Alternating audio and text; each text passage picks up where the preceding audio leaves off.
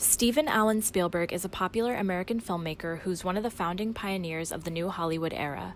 Spielberg's past shapes how he chooses to tell American history through his films. Growing up, Spielberg often felt alienated due to constantly moving around and being the only Jewish kid. Our project's goal is to present how his personal identity allowed him to tell American history through minority struggles of the Jewish community more accurately than that of the Black community. The first movie we aim to analyze is The Color Purple, and later we will compare this analysis to Schindler's List.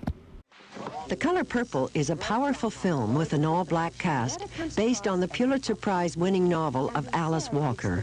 I asked Steven Spielberg why he felt apprehensive about directing the movie. Well, I think I was apprehensive because it was a subject that I hadn't tackled before in my career, which was a drama. Spielberg has an optimistic view on history and was criticized for telling Alice Walker's dramatic story through rose-tinted lenses, which can erase important facts and accurate historical atrocities. You could make any movie you want. Why did you choose a black movie at this time, or is that just incidental? Well, I never really looked upon it as just a black movie. I think if there was a question of race, and if it was a film about race, I don't know if I would have done the movie. But I felt that it was a movie for all times and for all people, and it was a humanist story. The fact that he doesn't see this movie as a black story prevents him from being able to truly tell about the black experience at this time. The movie begins with the main character Celie explaining that she was raped by her stepfather, but this is never shown. This clip shows Celie giving birth to one of two children that her stepfather ends up taking away. While this clip deals with horrific material, Spielberg chooses not to show gruesome visuals such as the rape scene.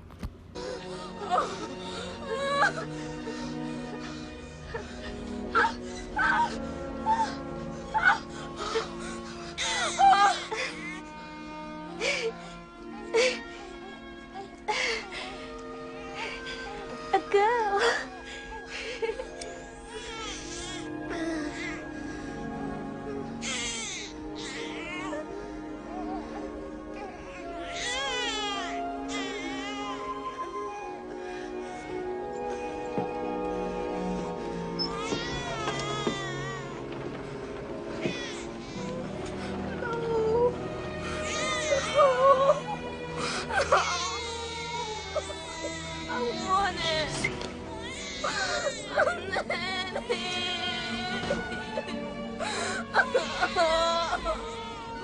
You better not never tell nobody but God. Stay, please, let us stay.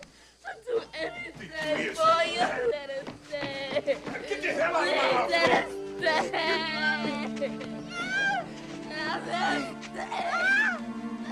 Let us stay. No. You ain't never coming back here! Celie's abusive husband, Albert, forcibly kicks Nettie out of his house because she refuses to have sex with him. Nettie promises that she will continually write letters to Celie until she dies. This is another example of an extremely emotional scene that Spielberg ties up nicely at the end with the promise of written letters. Right. What? Right. None of the death could keep me from it. You told Harpo to beat me. It was that mule, Paul. Old Joy, old Joy the mule, I tell you, I was out there trying to plow that Northfield, and the mule just went crazy. He started kicking and bucking, hit me right there, bust my eye, bust my lip.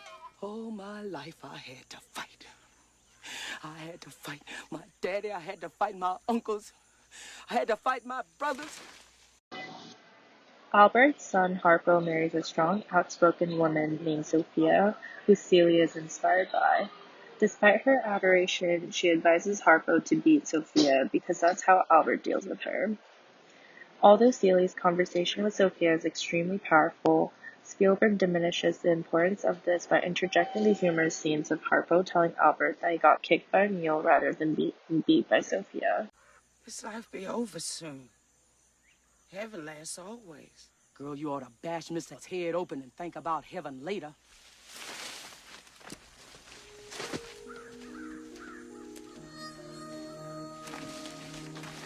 One of Spielberg's successes in this film is allowing the minority stories to be told through a majority black cast without having a white savior character.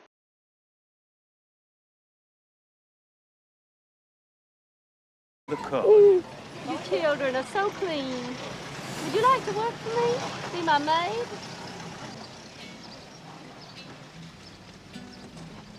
Hell no. What did you say? Hell no.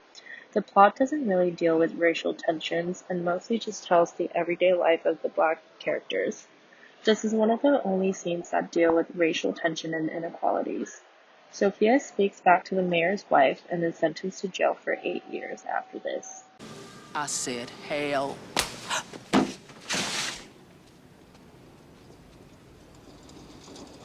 No, Miss Sophia. No, Miss Sophia, no!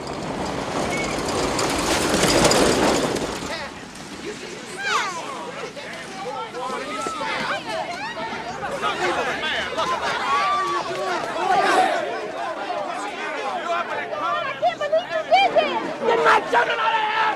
Take them home! Get my children home! God! God! Help me! Albert has been hiding the letters that Nettie has been writing to Celie for years until his mistress Shug finds one of the letters addressed to Celie and shows her it. Celie's anger towards Albert then reaches a peak.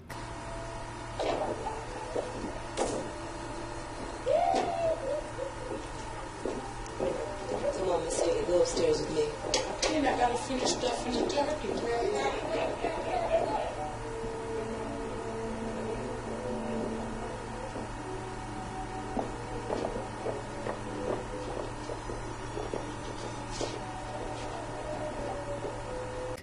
This follows Spielberg's optimistic storyline because through the letters, we realize that not only is Nettie alive, but Celie's 2 children are also alive and now living with Nettie in Africa with a kind family. I promise you, until you do right by me, everything you think about is gonna crumble.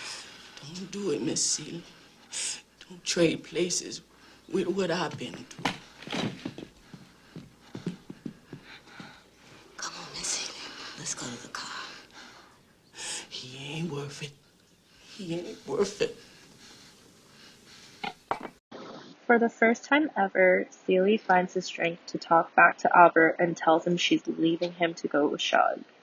This scene also seems unrealistic with Celie's meek personality, and Spielberg's optimism seems to go too far when Celie's outburst also randomly causes Sophia's old fighting spirit to come back. More than anything, God love admiration. You saying God is vain? No, not vain. Just wanting to share a good thing. I think it pisses God off if you walk by the color purple in a field and don't notice it. This is another example of how Spielberg uses his rose-colored lenses and focuses on making the scenes pretty. Alice Walker's book is plain. The book isn't set in a harsh, impoverished atmosphere of rural Georgia, while the movie unfolds in a cozy, comfortable, flower-filled wonderland.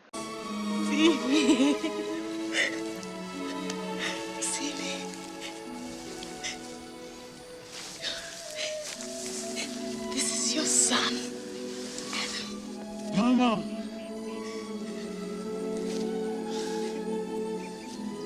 Mama, Bonnie! He says, welcome. Bonnie, sangonini, Mama! He says, greetings. Mama, is that you? He says, this is the day of his dream. Mom. He says, come on. This is Olivia. Mama. In the end, Celie is reconnected with both Nettie and her children. This almost replicates a Disney happily ever after ending. Spielberg seems to like tying things up with a neat bow. The movie received some criticism about skipping over violent scenes and telling a mellow version of the novel he based it on.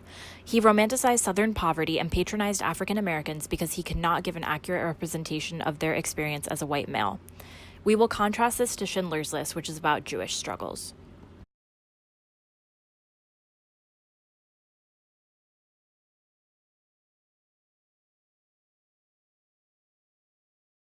Spielberg's movies often give an optimistic view on American history through the lens of marginalized struggles. In the future, we aim to show his difference in telling a story about his own marginalized community versus the Black experience.